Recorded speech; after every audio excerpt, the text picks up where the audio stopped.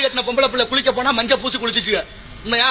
முகத்துல மஞ்சள், தாலி கயித்துல மஞ்சள், அப்படி மஞ்சள் பூசி குளிச்சுட்டு வந்து இரவு கணவனோட தூங்கும் போது அந்த மஞ்சள் முகத்துக்கு நேர மனம் பரவும். அந்த மஞ்சளை நுகர நுகர நுகர நோய் இல்லாமல் வாழ்ந்தார்கள். புற்றுநோயினுடைய தாக்கத்தை குறைச்சிச்சு மஞ்சள். நம்ம நாகரிகம் வந்து அந்த நூலை கலட்டிட்டு தங்கத்துல தாலி செயல மாட்டினோம். அது அத்தனையும் எவ்வளவு பெரிய ஆபத்துல கொண்டு விட்டுருக்கு. மஞ்சள் பூசி குளிக்கிறதே இல்லை இப்ப பிள்ளைங்க. தெரியுமா உங்களுக்கு? யார் சொல்லுவா? ஒரு பக்கம் மார்பகல்ல 100% பெண்களுக்கு புற்றுநோய். எதனால? மஞ்சள் மாநகரம் ஈரோடு. மஞ்சள் மாநகரம் ஈரோட்ல தான் புற்றுநோய்க்கு முதலிடம் தமிழ்நாடு அரசு அறிவிக்குது. எங்க வயசுல எதனால, ஏன், எப்படி வந்துச்சு, என்ன காரணம், துரித உணவுகள் வந்து ஏன் இப்படி பெருகுச்சு, எதை சாப்பிடுறோம், ஏன் சாப்பிடுறோம், என்ன நடக்குது, இயற்கையிலிருந்து ஏன் மனிதன் விலகினா, ஊருக்கு குளத்துக்கு குளம் குளிச்சோம், குளத்துக்கு குளம் தண்ணி கிடந்துச்சு, கம்மாயில இருந்துச்சு, ஆத்துல இருந்துச்சு, எல்லாம் இருந்துச்சு. இன்னைக்கு ஏன் எல்லாம் தூந்து போச்சு?